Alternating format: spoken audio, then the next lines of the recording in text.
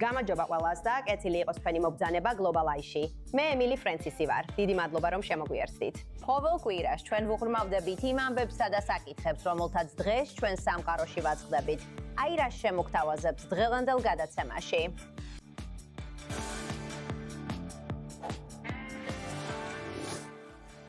ხელოვნური ინტელექტის გიგანტები ემზადებიან ბირჟაზე გასასვლელად, მაშინ როცა ისეთი მთავარი პლატფორმების, როგორიცაა OpenAI, შეფასება თითქმის $1 ტრილიონ უახლოვდება. მას გააგრძელებს თუ არა ხელოვნური ინტელექტი გრძელვადიან აღმასვლას, თუ შეიძლება ის გახდეს შემდეგი .com ბუშტი, რომლის გასკდომის საფრთხეც არსებობს. გახდა თუ არა პროფესიული ქსელის პლატფორმა LinkedIn მთავარ კერად ჩინელი ფარული ოპერატორებისთვის, რომლებიც ეძებენ სამთავრობო და სამხედრო თანამშრომლებს, რათა მათ სახელმწიფო საიდუმლოებები გაამხილონ. რომელი ძლიერი ქვეყანა ხდება პირველი, რომელიც პოპულარულ წონის დაკლების მედიკამენტ Ozempic-ს ხელმისაწვდომს ხდის იმ ადამიანებისთვის, ვისაც დიდი ფინანსური შესაძლებლობები არ აქვს.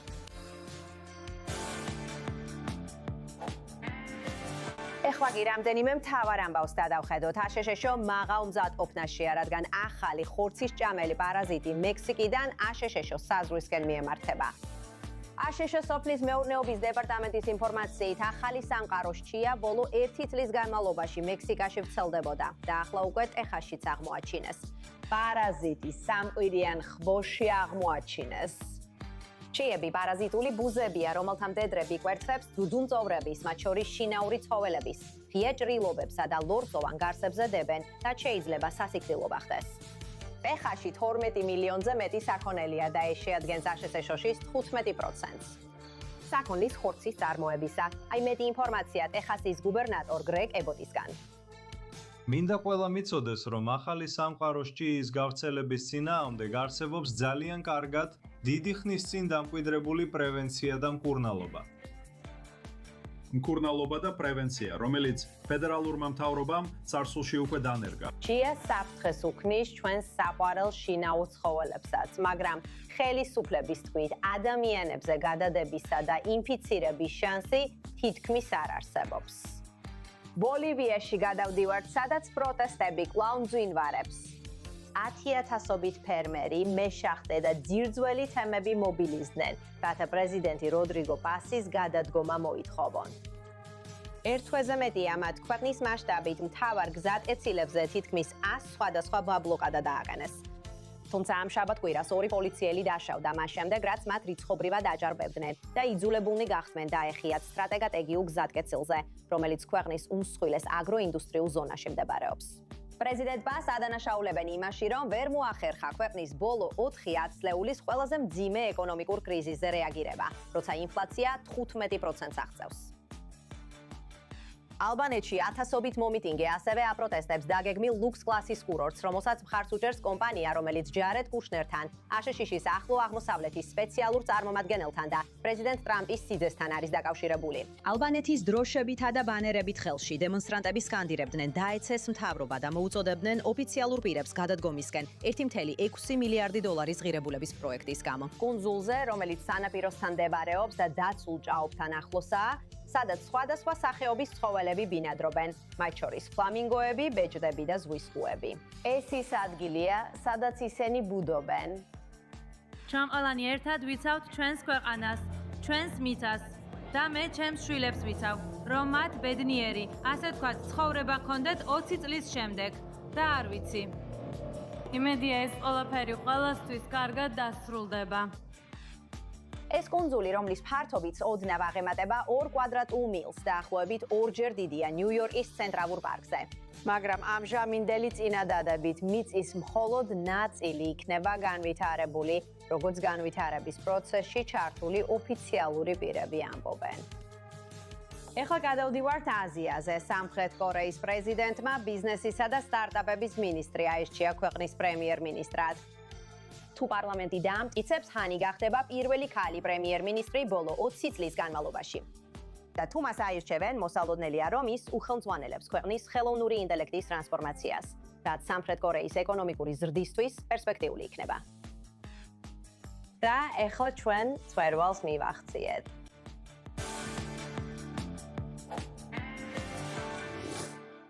ასე რომ ხელოვნური ინტელექტი არა მხოლოდ ცვლის იმას თუ როგორ ვათვალიერებთ ინტერნეტს, ვწერთ ტექსტებს, ვქნით სურათებს და ბევრ სხვა რამეს, არამედ რამდენად შორს შეიძლება მიგვიყვანოს მან, სანამ ეს ბუშტი არ გასკდება.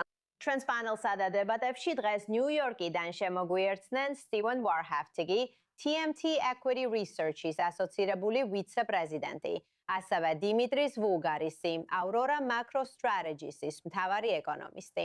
ასევე Zoom-ით შემოგვიერთდა ჩვენი IoT 4 News English-ის უფროსი კორესპონდენტი Owen Alderman-ი.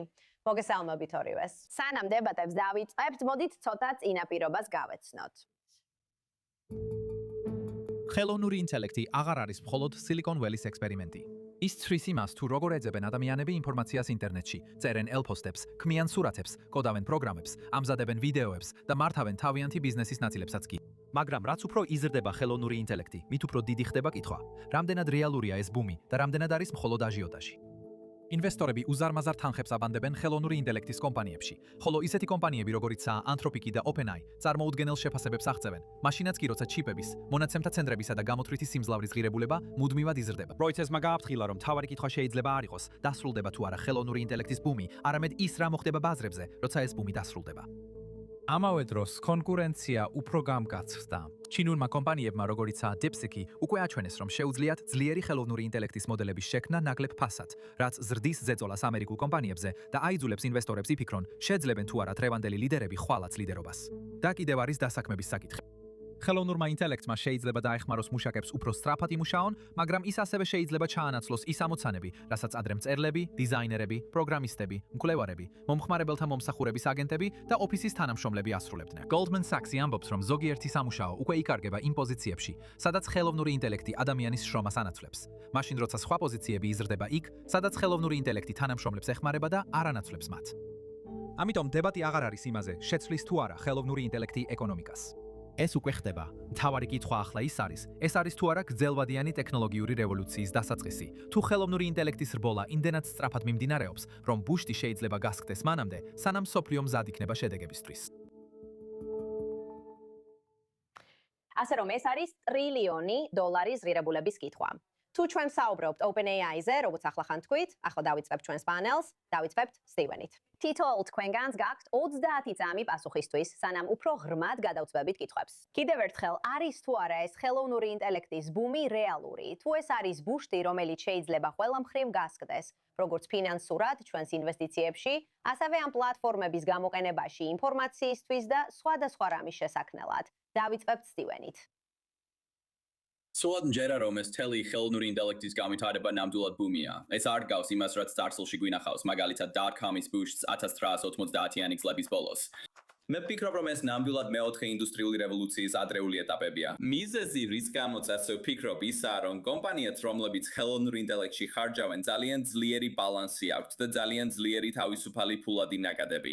მე ვფიქრობ, ეს ცოტა განსხვავებულია dot-com-ის ბუშტისგან, სადაც ყველაფერი იმ მაღალი ხარჯების მქონე ადრეული სტარტაპებით იყო გამაგრებული, რომლებიც რეალურად კვებავდნენ dot-com-ის ბუშტს. და ვფიქრობ, რომ ხელოვნური ინტელექტის რევოლუციის ჯერ კიდევ ძალიან ადრეულ ეტაპზე ვართ, რომელიც ეხლა წინა პლანზეა.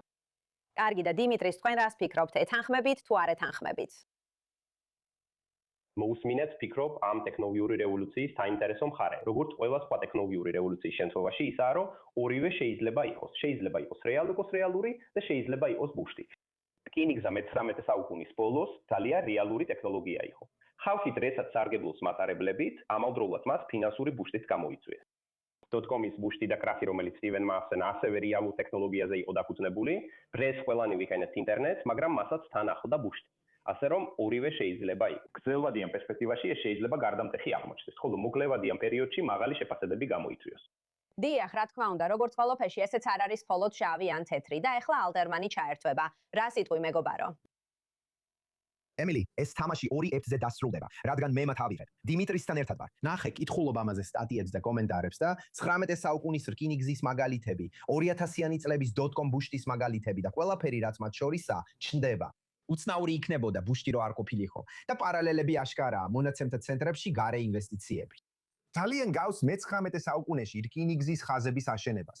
და აქ კიდევ მინიმუმ 2 დიდი რისკია. ემილი, შენ ახსენე ჩინეთი და ის ფაქტი, რომ ჩინურმა კომპანიებმა საბოლოო ჯამში ასიმეტრიული გზით შეიძლება გადაასწრონ თავიანთ ამერიკელ კონკურენტებს და ასევე რეგულაციური რისკების პოტენციალი. ჩვენ ყავს 7 კომპანია, დიდებული 7-ეული, რომლებიც შეადგენენ რა საფონდო ბირჟის საბაზრო კაპიტალიზაციის 60%-ს, უზარმაზარი პროცენტია. შეიძლება არსებობდეს რეგულატორები, რომლებიც მოვლენ და ამ დიდ კომპანიებს წაართმევენ წარმატების წყაროს. და ეს შეიძლება მათი შეფასების შემცირების მიზეზიც გახდეს. დრო ამოიწურა, მოგვიწევს რომ ისევ დაგიბრუნდეთ. კარგი, ვეცდებით რომ ყველაფერი წესრიგში იყოს და არ აგვერიოს, რადგან ყველა დისტანციურად გვერდდებით. ამიტომ ისევ რიგითობით დავიწყეთ სტივენით. კითხვა ასეთი: ისეთი კომპანიები, როგორიცაა OpenAI და Anthropic, იმსახურებენ თუ არა იმ შეფასებებს, რასაც მათ აძლევენ. თუ ფიქრობთ, რომ ეს შეფასებები გადაჭარბებულია და მიუხედავად ტექნოლოგიისა შეიძლება საბოლოოდ პრობლემები შეუქმნას მომხმარებლებს, ან მათ, ვინც ამ კომპანიებზე დებს ფსონს. მე ვფიქრობ, რომ როგორც OpenAI Streets, ისე Anthropic Streets საკმაოდ სამართლიანი შეფასებებიან. გულისხმობ იმას, რომ ჩვენ ვსაუბრობთ კომპანიებზე, რომლებმაც განიცადეს უპრეცედენტო ზრდის ტემპი, რაც ბოლო 20 წლის განმავლობაში არც ერთ ინდუსტრიაში არ გვინახავს. და სწორედ ამას ხედავთ ორივე კომპანიასთან დაკავშირებით. Anthropic-მა მიაღწია 47 მილიარდი დოლარის თლიურ შემოსავლის მაჩვენებელს. OpenAI-მაც ასევე მიაღწია 25 მილიარდი დოლარის თლიურ შემოსავლის მაჩვენებელს. და ეს არის ზრდა OpenAI-ისთვის 2 მილიარდი დოლარიდან და Anthropic-ისთვის 0-დან რამდენიმე წლის წინ. ის უპრეცედენტო ზრდა, რომელსაც ხედავთ ხელოვნური ინტელექტის ამ წამყვან კომპანიებში, სწორედ ამიტომ იმსახურებენ ისინი იმ შეფასებას, რაც ახლა აქვთ. დიმიტრის, ეთანხმები თუ არ ეთანხმები. და ის ფაქტი, რომ ამდენი კონკურენტია, როგორ იმოქმედებს ეს თავისუფალ ბაზარზე ამ შემთხვევაში.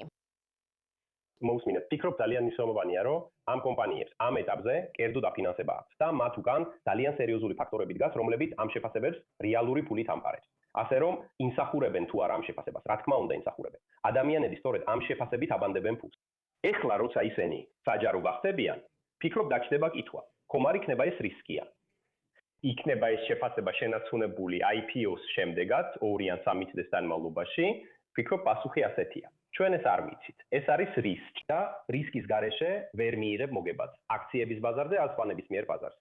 ასე რომ დიახ, აბსოლუტურად ისინი იმსახურებენ იმ შეფასებებს, რასაც იღებენ. ხალხი რეალურ ფულს დებს ამაში, იმუშავებს ეს მომდევნო 2 ან 3 წელიწადში. ვინ იცის, ეს არის რისკი. სწორედ ამიტომ არსებობს მოგება. დრო გვიჩვენებს.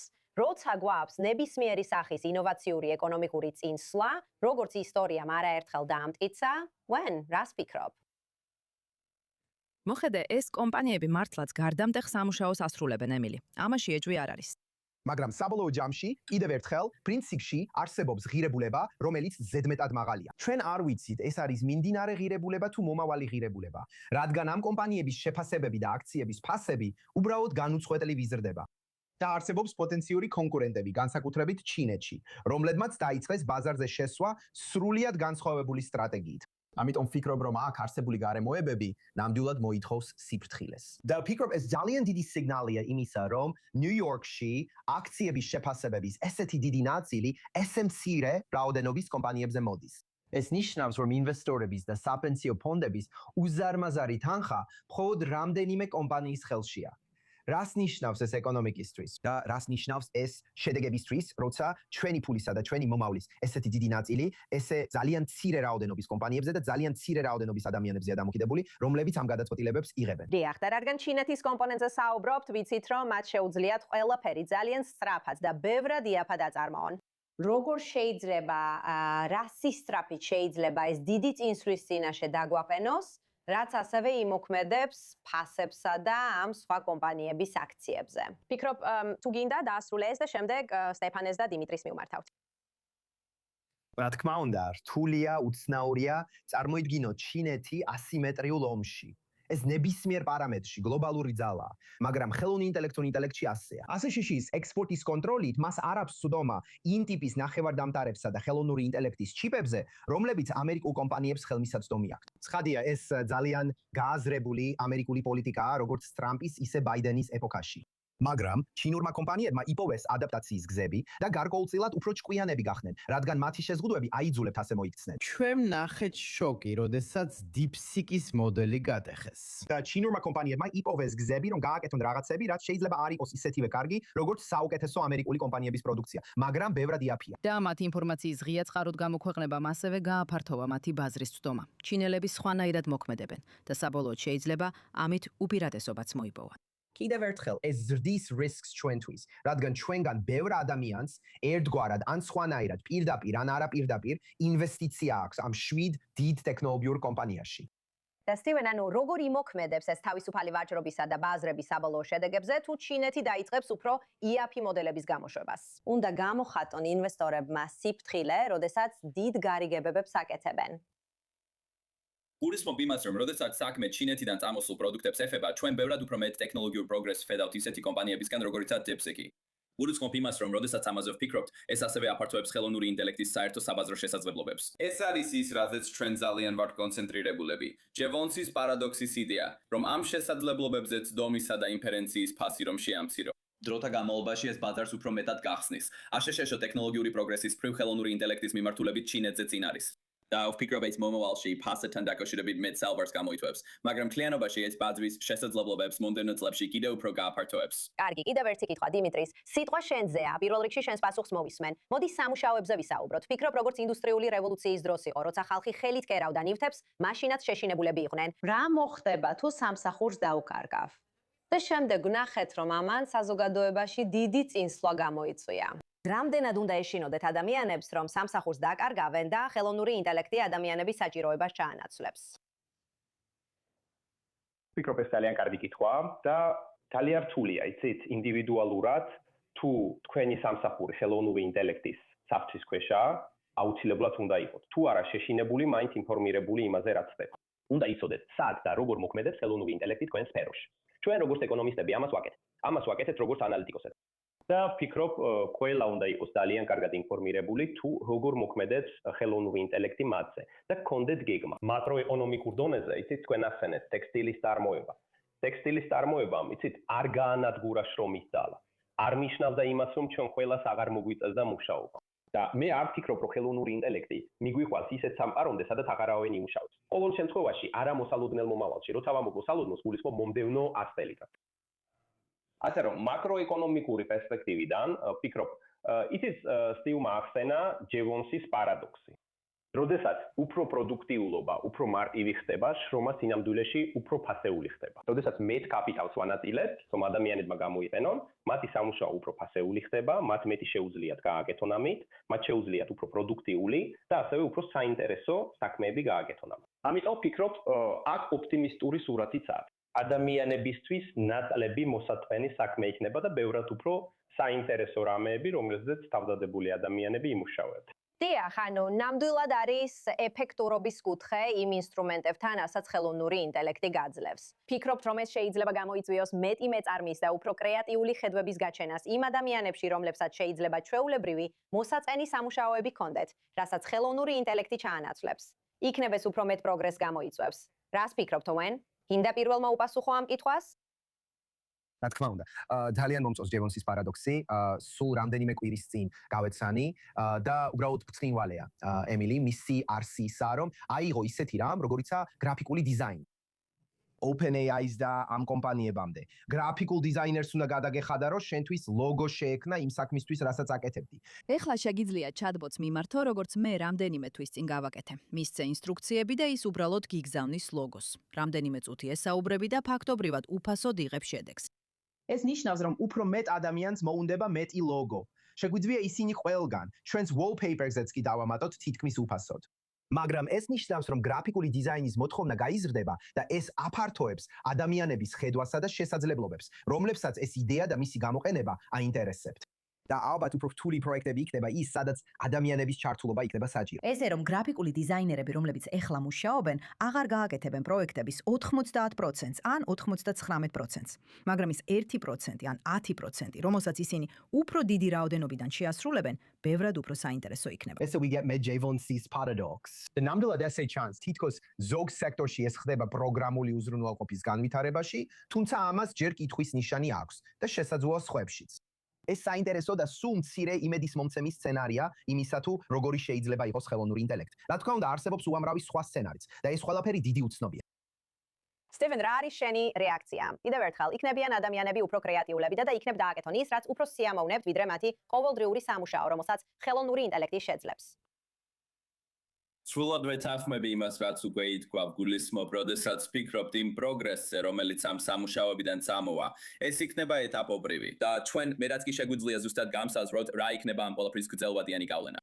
გულისხმობ, როდესაც ვფიქრობთ იმ ტექნოლოგიურ რევოლუციებზე, რომლებიც ახლა ხდება, 1950-იან წლებში არსებობდა სამუშაოები, რომლებიც 2000-იან წლებში გაქრა, როცა ინტერნეტი რეალურად ინტეგრირდა საწარმოო ეკოსისტემაში და იგივე უნდა ველოდოთ ახლაც. ხელოვნური ინტელექტის რევოლუციის შედეგად უფრო მეტი სამუშაო ადგილი შეიქმნება, ვიდრე ის სამუშაოები, რომლებიც გაქრება. მაგრამ ამ ეტაპზე ის სამუშაოები, რომლებიც ქრება, ძირითადად საწყისი დონის და დაბალი კატეგორიის სამუშაოებია. მაგრამ ეს ქმნის შესაძლებლობებს, რომ ადამიანებმა დაიწყონ წინსვლა და გადაინაცვლონ უფრო მაღალ კვალიფიკაციაზე.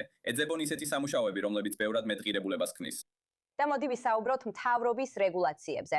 როგორ იმოქმედებს ეს არა მხოლოდ ხელოვნურ ინტელექტზე, როგორც ჩვენ ვიცით, არამედ მის ღირებულებასა და ეკონომიკურ მხარეზეც. და ასევე მინდა დავამატო, რომ ბევრი აქცია ახლა იყიდება და იყიდება ხელოვნური ინტელექტის მეშვეობით, ადამიანების ან ბირჟის მაკლერების ნაცვლად. შეიძლება ესეც იყოს ფაქტორი. გულისხმობ, ეს ნამდვილად არის ფაქტორი, რომელიც მთელ ხელოვნური ინტელექტის განვითარებაში მნიშვნელოვან როლს ითამაშებს. გულისხმობ, მთავრობის რეგულაციები ასე უბრალოდ არ გაქრება, მაგრამ ზედმეტი რეგულირებაც არ შეიძლება, როგორც ევროპაში ვხედავთ. ისინი ფაქტობრივად ქვის ხანაში ცხოვრობენ, როცა ჩვენ ხელოვნური ინტელექტის რევოლუციაზე ვფიქრობთ. ეს მართლაც აშშ-სა და ჩინეთს შორის დაპირისპირებას გავს ამ ხელოვნური ინტელექტის განვითარებაში, მაგრამ მთელ ინდუსტრიას ვერ დაარეგულირებ და ვერ განსაზღვრავ მიმართულებას, რადგან ამ ტემპით უბრალოდ წავაგებთ ხელოვნური ინტელექტის რბოლას, რომელიც ახლა ჩინეთთან მიმდინარეობს. ასე რომ regulators-თვის მართლაც კარგი ითქვა, რომ ზედმეტად არ დაარეგულირონ, მაგრამ უსაფრთხოების თვალსაზრისით ნამდვილად საჭიროა გარკვეულ დონეზე რეგულაციაც. და დიმიტრი, შენ რას ვფიქრობ? მოусმინე, როგორც პანელის ევროპელი წევრი, უნდა დავეთანხმოს იმას. ევროპაში გვაქვს AI-ს რეგულაცია, მაგრამ არ გვაქვს AI. ამიტომ ნამდვილად ვფიქრობ, რომ აშშ-ის მიდგომა ბევრად უკეთესია. ეხლა ეს რო თქვი და ჩვენ ეს ნახეთ ანთროპიკის უახლესი მოდელი, რომელმაც კიბერუსაფრთხოების ხარვეზები გამოავლინა, მნიშვნელოვანია, რომ კომპანიები მთავრობასთან ერთად მუშაობდნენ. და ვფიქრობ, თეთრი სახლი ამ მხრივ შესანიშნავ საქმეს აკეთებს სინამდვილეში, აერთიანებს მათ და ბიალუქშის თავს. ასე რომ, ისეთ კრიტიკული ინფრასტრუქტურის ან ეროვნული უსაფრთხოების რისკების მოგვარება შეიძლება ჯერ მოხდეს, სანამ ეს სისტემები საზოგადოებისთვის გახდება ხელმისაწვდომი. და ეს მნიშვნელოვანი კომპონენტია. ვფიქრობ, ყველა ქვეყანას უნდა კონდეს ამის გარკვეული კომპონენტი, მაგრამ სულიად ვეთანხმები სტივს, ზედმეტი რეგულირება უბრალოდ ანადგურებს ინდუსტრიას და არ აძლევს თქვენს ეკონომიკას საშუალებას მიიღოს სარგებელი ამ საოცარი ახალი ტექნოლოგიიდან. Owen? კარგი, ეს თვალშისაცემია, როცა უყურებ მაგალითად ემილი, აშშ-ის რეგულაციებს ჩინეთთან მიმართებაში. ჩინეთი აქტიურად ცდილობს განცალკევებას და გლობალიზაციის შემცირებას. და ეს მხოლოდ ერთ-ერთი მაგალითია მრავალთაგან. და უნდა გავიაზროთ, რომ ამ ყველაფერს აქვს თავისი ზღვარი. შეხედეთ აშშ-ის ექსპორტის კონტროლებზე გამართულ მოსმენებს და აღიარებას, რომ მიუხედავად ყველა ამ რეგულაციისა, ზოგიერთი პროდუქტი მაინც აღწევს ჩინეთში და რომ შეერთებულმა შტატებმა მხოლოდ ამ კონტროლებზე ვერ დაეკრნობა ჩინეთის კონკურენციის უნარის შესაზღუდად. საბოლოოდ ამერიკულ კომპანიებს თავად მოუწევთ ჩინელებთან კონკურენცია და საკუთარი ძალებით დადგომა. და ჩვენ ადრე საუბრობდით იმაზე, რომ ჩინეთი ფაქტობრივად ასიმეტრიულ ომს აწარმოებს და ქმნის ხელოვნური ინტელექტის მოდელებს, რომლებიც ამერიკულ მოდელებზე ნაკლებად კარგია, მაგრამ შესაძლოა ბევრად იყოს, რაც ჩინეთს პოტენციურ უპირატესობას აძლევს. ჩვენ ნახეთ აქ ისრაელში და მსოფლიოს ბევრ ნაწილში, როგორ შეცვალა ამ ომი, ხო ასეა. იაფი დრონების გამოყენებამ ბევრად უფრო ძვირადღირებული იარაღის სისტემები არაეფექტური გახადა. და არსებობს სცენარი სულ მცირე, ჩემი დანახული გამოცდილებიდან გამომდინარე, სადაც ხელოვნური ინტელექტიც შეიძლება იგივე მიმართულებით წავიდეს. ამიტომ ვფიქრობ, რომ შეერთებული შტატების მხრიდან საღი აზრის რეგულაცია, რომ შეეცადოს ამის შეჩერებას, ან სულ მცირე მის გადადედებას, ძალიან ლოგიკურია, თანაც ამ სტრატეგიის შეზღუდვების რეალისტური გააზრებით. და აუცილებლობა იმისა, რომ ამერიკულმა კომპანიებმა შეძლონ თავიანთი უპირატესობის შენარჩუნების გზების პოვნა და რომ შეერთებულმა შტატებმა გადაჭრას ენერგიის საკითხი მონაცემთა ცენტრებისათვის, სადაც ჩინელებსაც როგორც ჩანს დიდი უპირატესობა აქვთ განახლებად ენერგიაში ინვესტირების გამო. ხო, სწორედ ამასთან დაკავშირებით გულისხმობ იმ ჩიპების, ენერგიისა და მონაცემთა ცენტრების ხარჯებს, რაზეც საუბრობთ, როგორ იმოქმედებს ეს ხელოვნური ინტელექტის მდგრადობაზე, როცა ის რეალურ დროში განაგრძობს განვითარებას და წისვას. Steveni. Ho, ნახეთ, დიახ. Ho, ნახეთ, კარგი. ფიქრობ პარალელი, რომელსაც ადამიანები ავლებენ, რკინიგზებთანა, ხო ასეა. რკინიგზები აშენდა შეერთებულ შტატებში მე-19 საუკუნეში, როგორც ამ საუბარში მოვისმინეთ. ეს იყო დიდი ინოვაცია. მათ ეკონომიკა ბევრად უფრო ეფექტური გახადეს. ხალხი დიდხანს მგზავრობდა მატარებლებით და აგზავნიდა ტვირთებს მატარებლებით, მათ შორის დღემდე. მაგრამ ამავე დროს რკინი გზები ზედმეტად აშენდა და იგივე რისკი არსებობს მონაცემთა ცენტრების შემთხვევაშიც. ასევე არიან ადამიანები, რომლებიც ამბობენ, რომ მონაცემთა ცენტრები საკმარისი არ იქნება და ეს ხელოვნური ინტელექტის განვითარებას შეაფერხებს. ასე რომ ეს ფაქტორია, რომლის შესახებაც უბრალოდ არ ვიცით. მაგრამ ჩემი აზრით, ისტორია გვასწავლის, რომ ამ საკითხში მაინც ფრთხილად უნდა ვიყოთ და გავიაზროთ ის რისკები, რომ ეს შეიძლება გარკვეული ბუშტის წარმოქმნასაც გამოიწვიოს. მართალია. და ასევე სტევენ არ უნდა დაგვავიწყდეს, რომ ინდუსტრიულმა რევოლუციამ უამრავი რამ გამოიწვია. ქვანახშირი და ყველა ის ეკოლოგიური პრობლემა, რომელსაც დღეს ვავაწყდებით. დიახ, ხელოვნური ინტელექტი რაღაცა ამოუცნობია, მაგრამ რა შეიძლება იყოს მისი გრძელვადიანი შედეგები? არა მხოლოდ იმ გზებით, რომლებიც ჯერ კიდევ არ ვიცით, არამედ იმაზეც, რაზეც საუბრობდით, მაგალითად ამ ჩიპების ღირებულება და სხვა საკითხები. გულისხმობ, როცა ვსაუბრობთ ხელოვნური ინტელექტის ინფრასტრუქტურის სრულად შექმნაზე, როცა ვფიქრობთ მონაცემთა ცენტრებზე, ენერგიაზე, ეს ნამდვილად გრძელვადიანი თამაშია. გულისხმობ, სწორედ ამაში დებენ ყველა ეს hyperscaler-ი დიდ კაპიტალს. ისინი ორჯერ ზრდიან ხელოვნური ინტელექტის კაპიტალურ ხარჯებს წელს წინა წელთან შედარებით და ისინი ნამდვილად ცდილობენ გამოიყენონ ეს შესაძლებლობა. და ისინი ხედავენ, რომ მათი pipeline-ში არსებული მოთხოვნის დიდი ნაწილისთვის სიმძლავრე ჯერ კიდევ არ არის საკმარისი. ანუ მოთხოვნა აჭარბებს მიწოდებას. სწორედ ამას ხედავთ ახლა. და ბევრად ჯობს ზედმეტად ააშენო ვიდრე ნაკლებად, რათა გრძელვადიან პერსპექტივაში რეალურად მიიღო მდგრადი ინვესტიციის დაბრუნება. კარგი, დიმიტრის, შენით ვასრულებთ. რა არის შენი საბოლოო აზრი ამ კითხვაზე? მოусმინეთ, რომ ბადარზე დავაბრუნოთ საუბარი. ვფიქრობ, ძალიან მნიშვნელოვანია დავაცნობიეროთ, რომ ეს დანერგვა, ეს კაპიტალის განთავსება უკიდურესად ძვირია. ის იმდენად ძვირია, რომ ისეთი კომპანიებიც კი, როგორიცაა Google, რომელსაც რამდენიმე წლის წინ სრულიად სუფთა ბალანსი ჰქონდა და საერთოდ აქ ჰქონდა ვალი, კლების განმავლობაში აქციონერებისთვის ფულის დაბრუნების შემდეგ, ეხლა ისინი მხოლოდ გლობალურ ვალის ბაზრებზე კი არ მიდიან, საკმარისი თანხის მოსაპოვებლად ინვესტირებს არამედ აქციების ბაზრებზე. ეს იყო ის, რაც გასუკვირას ვიხია. შემდეგ კი მეტამასკსა და იგივე პარასკევს. ან გამოაცხადა, რომ შესაძლოა მათაც აქციების გამოშვება სურდეთ. სწორედ ამან დააფრთხო ბაზრები. და ფიქრობ, იცით, ესეთი თავარი, რაც აქ გასაგებია არის ის, რომ ეს ძალიან დიდ კაპიტალს მოითხოვს.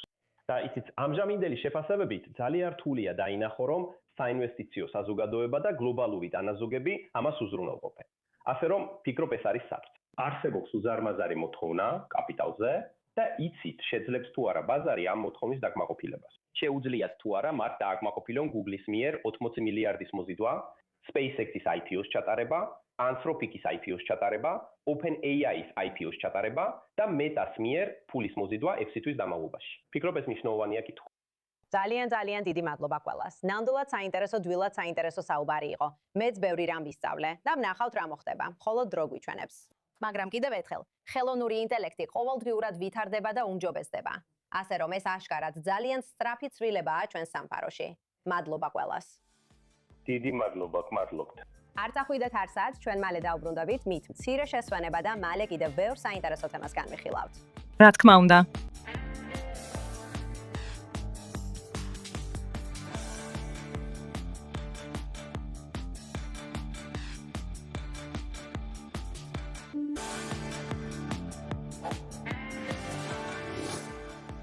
კეთილი დაბრუნება Global Eye-ში. ეხლა სხვა ამბები. მიუხედავად იმისა, რომ მათ თითქმის 900 მილიონი საზღვარი აქვს, ჩინეთის ლიდერი ჩრდილოეთ კორეაში უკვე 7 წელი არ ყოფილა.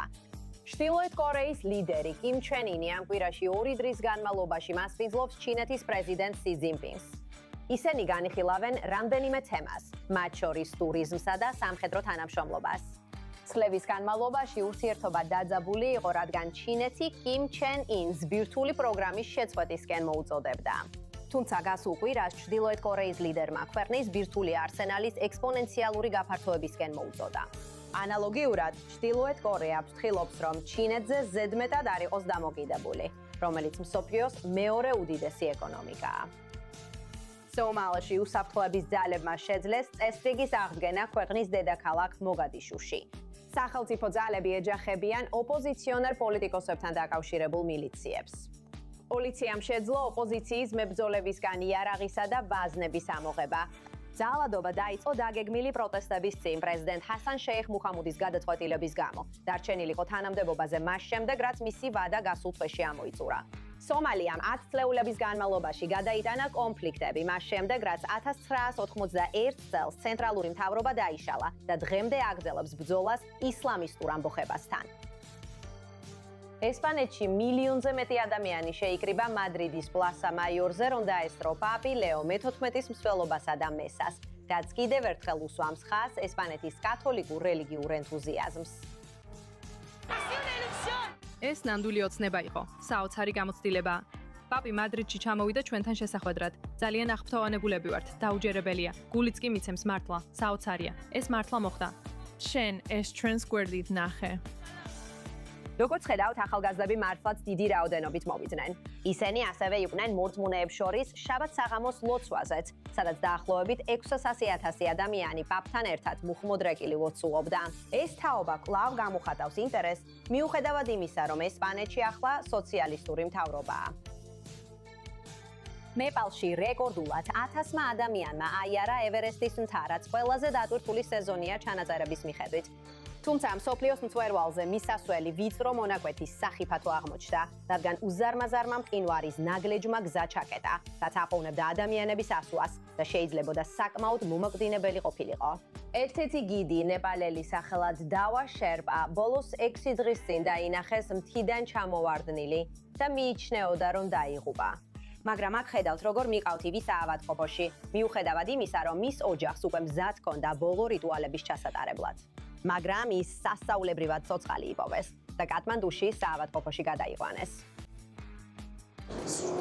როცა პირველად გავიგეთ ამის შესახებ, ვერ ვიყავით დარწმუნებულები. ნამდვილად ჩვენი მამა იყო თუ არა ის ადამიანი. ამიტომ რომ დარწმუნებულიყავით, ფოტოების გამოგზავნა ვთხოვეთ და მხოლოდ ამის შემდეგ დარწმუნდით და ძალიან ბედნიერები ვიყავით. დავა შერპა ამბობს, რომ უბრალოდ ჟანგბადი გაუთავდა და ჩამოსვლისას ჩამორჩა. თვითონაც სიკვდილისთვის ემზადებოდა, მიუხედავად იმისა, რომ მთელი მათი კულტურა შერპებად ყოფნას უძღვნის ცხოვრებას. მაგრამ გადარჩენას იმას უნდა უმადლოდეს, რომ კრინულს რეჭავდა და ჯიბეში შოკოლადი იპოვა. ეხლა მოდით ყურადღება გავამახვილოთ მსოფლიოს რამდენიმე მთავარ ამბავზე, რომელიც ამ კვირაში შეიძლება გამოგრჩეთ.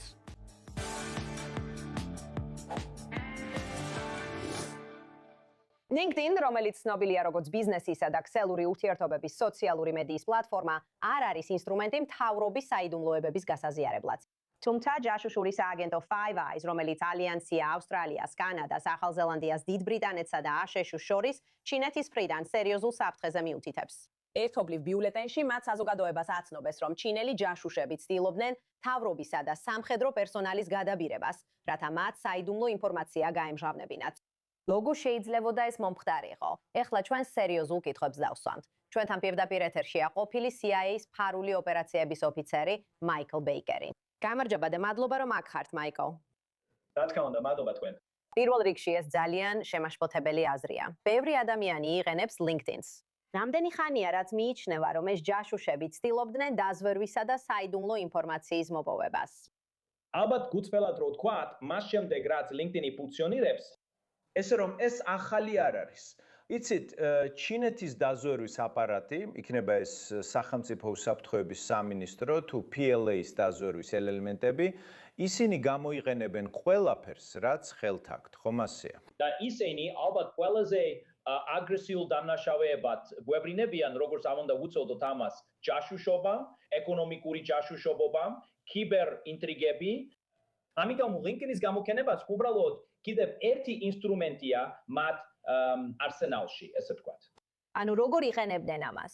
კიდევ ერთხელ LinkedIn-ზე თუ ვინმე პირად კითხვას დამისვამდა ჩემს სამუშაოზე, მე ეჭვიანი ვიქნებოდი და მე ნამდვილად არ ვარ ისეთი ადამიანი, რომელსაც სახელმწიფო საიდუმლოებების ტარების ანაზღაურება აქვს. კარგი კითხვა არის, მაგრამ რეალობა ისაა, რომ მთავარი არის მეთოდოლოგია. მეთოდოლოგია, ბოდიში. მე დიდი სიტყვებით არ გამოვირჩევი. ეს არასოდეს შეცვლილა.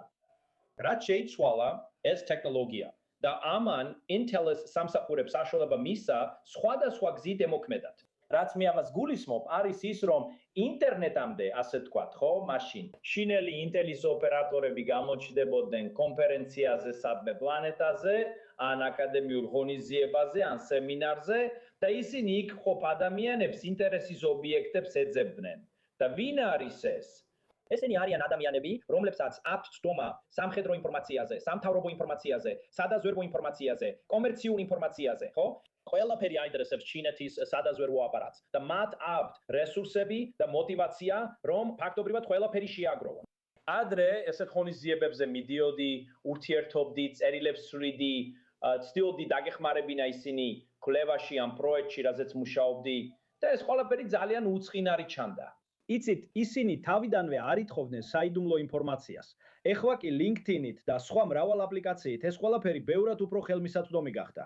ამიტომ მათ უფრო მეტი შესაძლებლობა აქვთ დაუკავშირდნენ იმ ადამიანებს, რომლებიც მათი აზრით მნიშვნელოვან ინფორმაციაზე ცუდომას ფლობენ. და ძალიან ნელა და ფრთხილად დაიწყონ ურთიერთობის ჩამოყალიბება. იმ იმედით, რომ საბოლოოდ ეს ადამიანი მათი აგენტი გახდება და საიდუმლო ინფორმაციას მიაწვდის. მაგრამ ამას რომ თავი დავანებოთ, ვინ ატარებს გრძელ საუბრებს LinkedIn-ზე? თუნდაც ურთიერთობის აწყობა დაიწყო. ხალხს ხომ დაკავებული ცხოვრება აქვს. ისინი მუშაობენ. აბა ეს როგორ გრძელდება? დიახ, ნაბიჯ მიდიხარ, ნაბიჯ. ხშირად ეს ძალიან უდანაშაულოდ იწყება.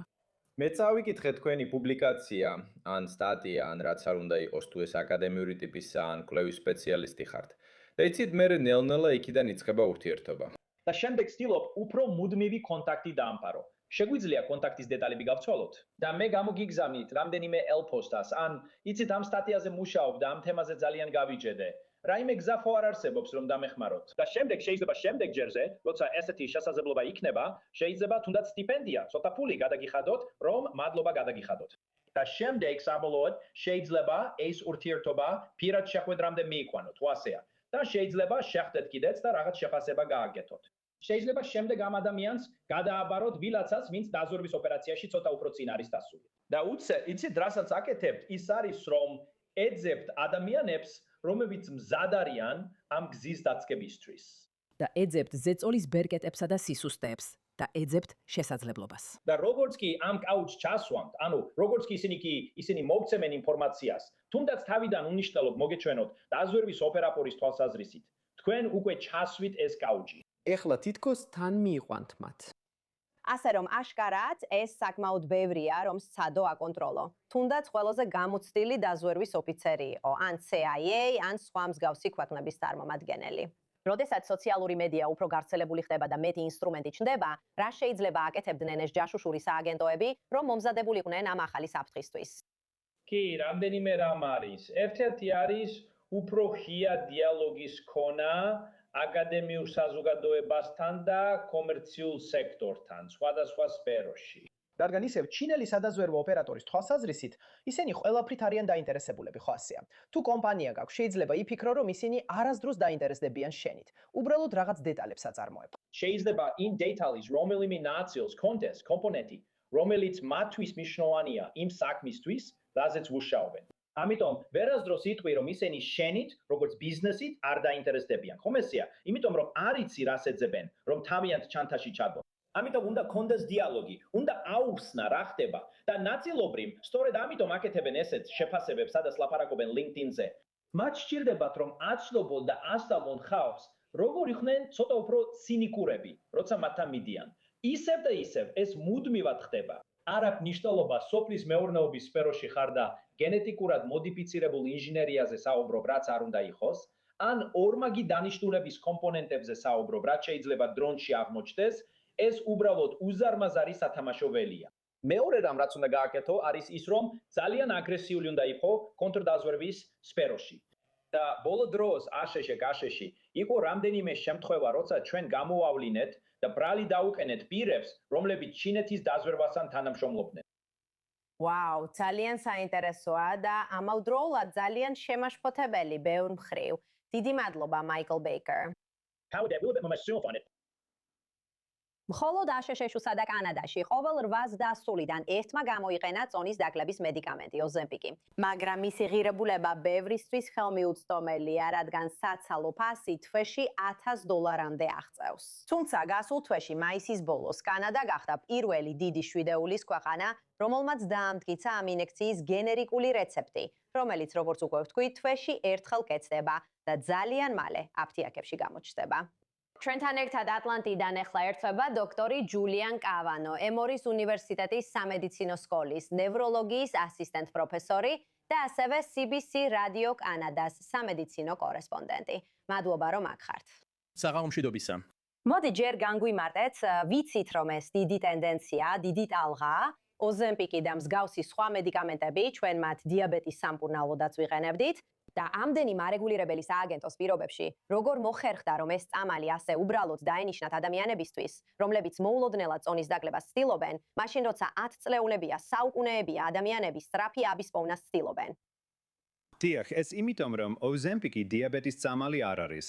ეს არის საოცარი ნეიროპრეპარატი, რომელიც არეგულირებს სხეულის უნარს იგრძნოს სავსეობა, დანაკრება და შიმშილი, საკვების სურვილი.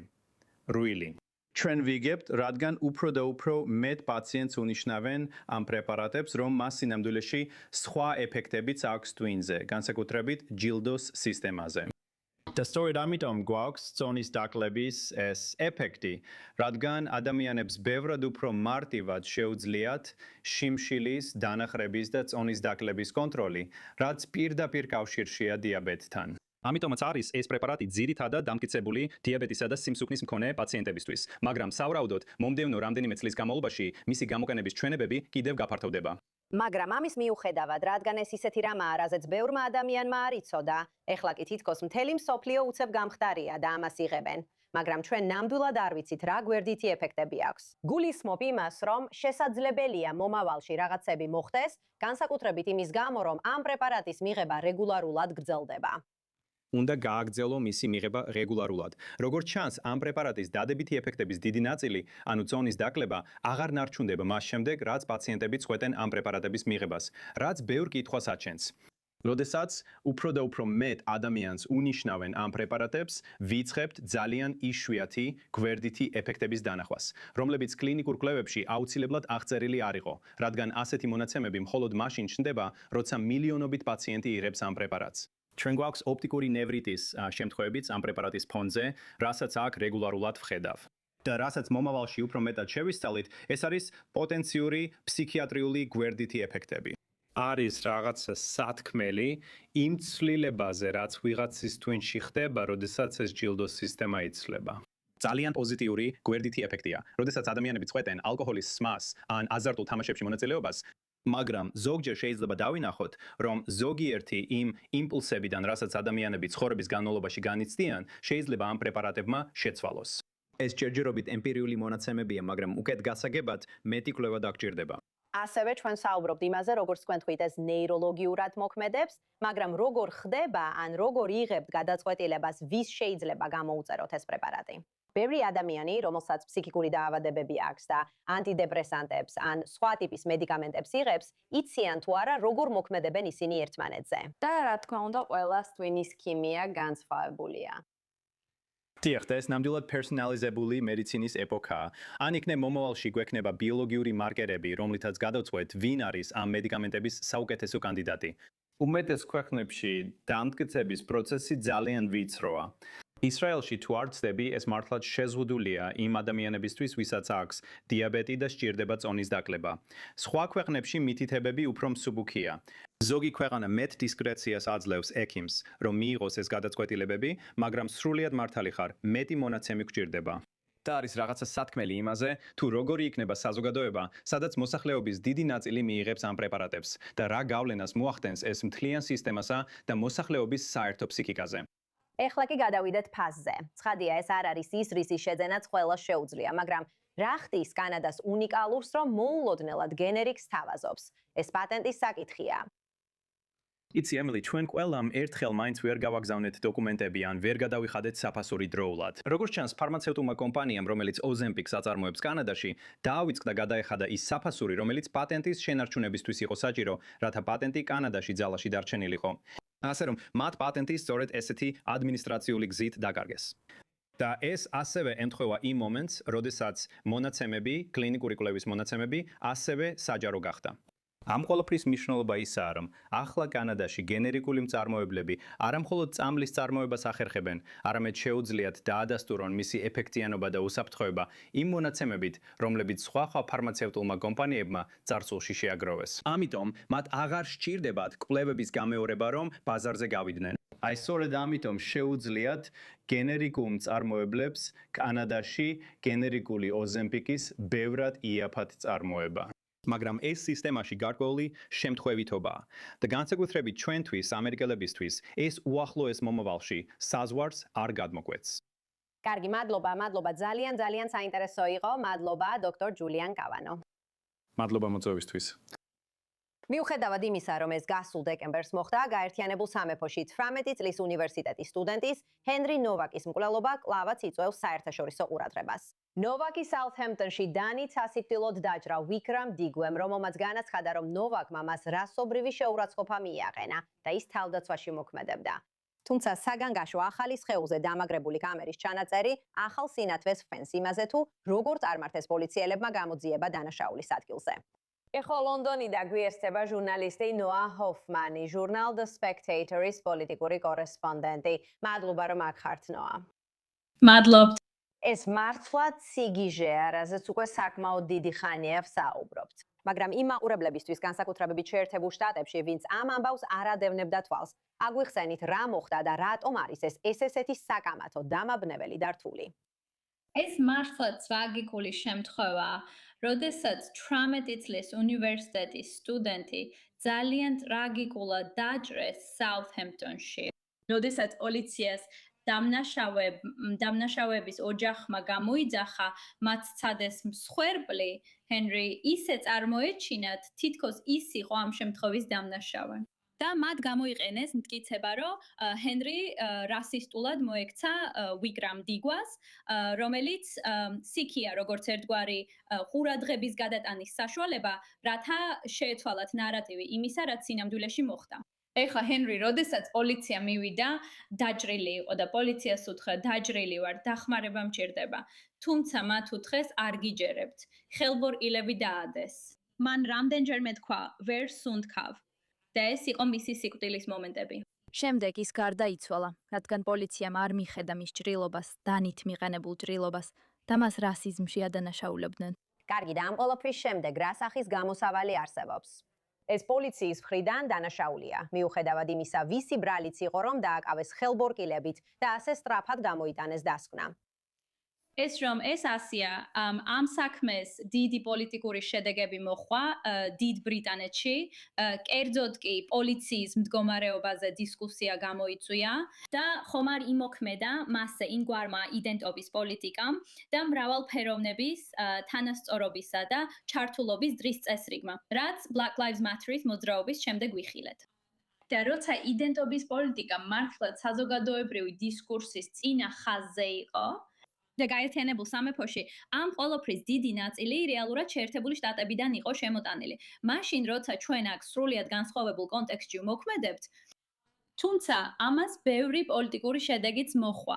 იმ თვალსაზრისით, რომ არსებობს იმედგაცრუება, რადგან ზოგიერთი პოლიტიკოსი შესაძლოა ამ მართლაც ტრაგიკულ შემთხვევას იყენებდეს გარკვეული მიზნების მისაღწევად. კრიტიკოსები იტყვიან, რომ ეს უფრო მეტ დაყოფას იწვევს.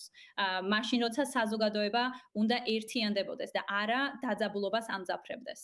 მართალია და ჩვენ ხედავთ ამდენ ძალადობას, მასობრივ სროლებს და სხვა მსგავს შემთხვევებს. და აშკარაა, რომ ასეთი რამ, როცა საზოგადოება ასე პოლარიზებულია, საკმაოდ შემაშფოთებელი და საშიშია თავისთავად. ახლა გამოქვეყნებული სხეულზე დამაგრებული კამერის ჩანაწერი ასევე აჩვენებს, რომ დამნაშავე, რომელსაც 20 წელზე მეტი პატიმრობა მიუსაჯეს, სიმართლეს არ ამბობდა.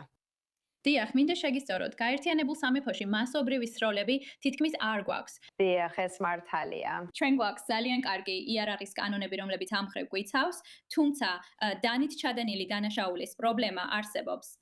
და ეს კიდევ ერთი მაგალითი იყო ამის. ასე რომ, ბევრი დებატია იმაზე, უნდა აეკრძალოთ თუ არა სიქებს თავიანთი რელიგიური, ცერემონიული დანა, ქირპანი, ტარება. ეხლა ეს არის საუბარი, რომელიც საზოგადოებრივ დისკურსში მიმდინარეობს, მაგრამ სიქთა საზოგადოების ბევრმა წევრმა აღნიშნა, რომ დამნაშავემ სინამდვილეში რელიგიური დანა არ გამოიყენა. მან სხვა დანა გამოიყენა თავდასხმისთვის და ისინი ფიქრობენ, რომ ეს გარკვეული ყურადღების გადატანაა და ეს არ არის მთავარი საკითხი. ამ ძალიან სამწუხარო შემთხვევამ ბევრი კითხვა გააჩინა. და მოდით ვისაუბროთ ვიცე-პრეზიდენტ JD Vance-ზე, რომელიც ცნობილია როგორც იზოლაციონისტი, მაგრამ უყვარს კომენტარების გაკეთება იმიგრაციის საკითხებზე. მან ჩაერთო და დაადანაშაულა მიგრანტები, ესე ვთქვათ, მიუხედავად იმისა, რომ ის დიდი ბრიტანეთის მოქალაქე იყო. მაშ იყო თუ არა შეუფერებელი ვიცე-პრეზიდენტ Vance-ის მხრიდან ჩარევა და კომენტარის გაკეთება. და რა შედეგები მოხდა ამას დიდი ბრიტანეთის პოლიტიკური ელიტის შიგნით. ამიტომ ვფიქრობ, რომ აქ უმეტესობა ერთიანია იმაში, რომ მისი ჩარევა საკმაოდ აბსურდულად მიაჩნიათ. და ალბათ იცით, აქვთ ესეთი დამოკიდებულება, რომ ჯერ თავისი საქმეები უნდა მოაგვაროს, სანამ სხვებს შეხედავს. და რომ არ უნდა ქადაგებდეს სხვა ქვეყნებზე და ერეოდეს მათ საშინაო საქმეებში. მე ვფიქრობ, რომ David Lammy, რომელიც აქ იუსტიციის მდივანია და ასევე ვიცე-პრემიერი, საკმაოდ ახლოსაა JD Vance-თან, ქონდა მასთან სატელეფონო საუბარი, სადაც ბევრად უფრო დიპლომატიური ტონით გაიმეორა იგივე აზრი. როგორც თქვით, დამნაშავე ბრიტანელია, ისად დაიბადა. დიდი ბრიტანეთში მასობრივი მიგრაციის გამო ბევრი პრობლემა იყო და ამ შედეგებზე ბევრი საუბარია საჭირო, მაგრამ ეს კაცი იმიგრანტი არ ყოფილა. ამიტომ მისი ჩარევა აქ ბევრმა ადამიანმა კარგად არ მიიღო. კარგი, დიდი მადლობა ჟურნალისტო Noah Hoffman, The Spectator-ის პოლიტიკური კორესპონდენტო. ამ თემაზე გაგზელებით ბრიტანელი წყვილი, რომელიც ირანში დააპატიმრეს ჯაშუშობისთვის 10 წლიანი პატიმრობის განაჩენზე, სააპელაციო სასამართლოში დამარცხდა. ბრალდებები, რომელსაც ისინი კატეგორიულად უარყოფენ. მათი ოჯახის თქმით, Craig და Lindsay Foreman-ს არ მისცეს ცნობაზე დასწრების უფლება, მაშინ როცა გაძლიერდა ზეწოლა ბრიტანეთის მთავრობაზე, რომ წარმოადგინოს მკაფიო გეგმა მათი სახლში დასაბრუნებლად. დეტალებს იხილავთ ამ რეპორტაჟში. კარგი, ჩემი სახელია Craig Foreman, მთელი ცხოვრება ტორონტოში თურქულად მუშაობდი და ბოლო 10 წელია ბედნიერად ვარ დაქორწინებული ლინციზე. ჩვენ ორივე ამჟამად ვიხდით 14 თვეს 10 წლიანი სასჯელიდან ევინის ციხეში თეირანში, იმ დანაშაულებისთვის, რომლებიც არასდროს შეგვიდენია, ბრიტანეთისა და ისრაელის სასარგებლოდ ჯაშუშობისთვის. ბრიტანელმა წყვილმა, რომელიც ირანშია დაპატიმრებული, ოჯახის ინფორმაციით, ახლა უკვე წააგო სააპელაციო პროცესი 10 წლიანი სასჯელის წინააღმდეგ. Craig და Lindsay Foreman-ებს გასულ წელს მიუსაჯეს სასჯელი მას შემდეგ, რაც ირანის ხელისუფლებამ მათ ჯაშუშობაში დასდო ბრალი, რასაც ისინი უარყოფენ.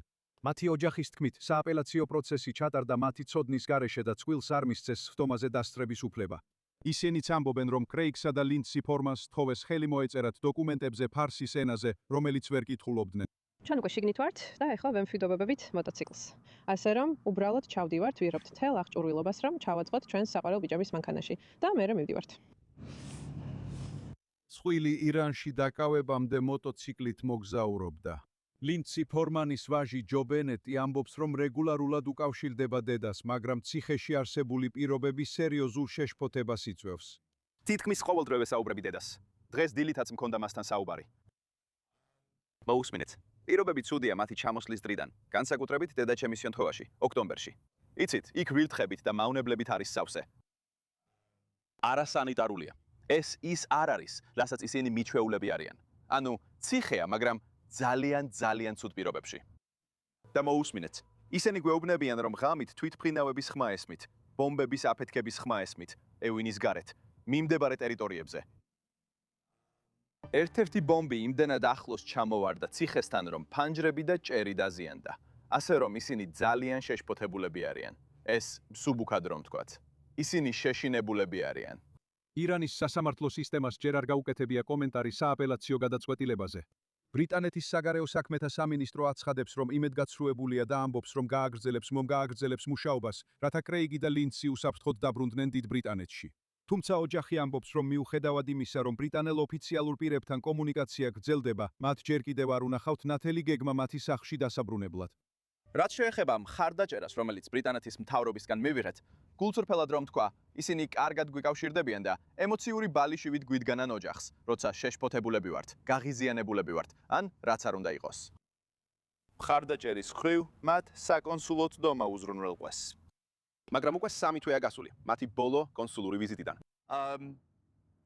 ჩვენთვის ყველაზე მნიშვნელოვანი მხარდაჭერა მათი გეგმაა, რომ ჩემი მშობლები სახლში დააბრუნონ. და ამ ეტაპზე ჩვენ არ გვინახავს არანაირი გეგმა, სტრატეგია ან რაიმე ცვლილება ამ ხრივ. თუ გულწრფელი ვიქნები, მხარდაჭერა მინიმალურია. ბრიტანეთის მთავრობამ ადრე ფორემანის განაჩენი სრულიად გაუმართლებლად შეაფასა. მაგრამ წარუმატებელი სააპელაციო პროცესის შემდეგ მათი ოჯახი ამბობს, რომ საქმე კიდევ უფრო გადაუდებელ ფაზაში შევიდა, რადგან წყვილი კვლავ ციხეშია, კვლავ უარყოფს ბრალდებებს და კვლავ ელოდება გამოსავალს.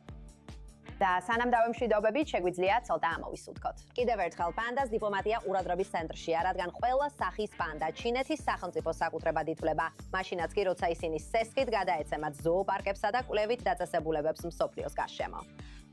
ეხლა ჩინეთის შანხაის ზოოპარკიდან ორი პანდა უსაფრთხოდ ჩავიდა ტაიპეის ზოოპარკში დიდი პომპეზურობითა და ცერემონიალით. მიუხედავად იმისა, რომ ისინი ერთი თვის განმავლობაში კარანტინში იქნებიან, შემდეგ ისინი გამოუშვებენ, რათა მაყურებლებმა და დამთვალიერებლებმა შეძლონ მათი ნახვა და დათკბობა. ისინი პატარა ჯიშის არიან, როგორც ხედავთ, ენასავით მტაცებლებს გვანან და თითქმის გადაშენების პირას არიან.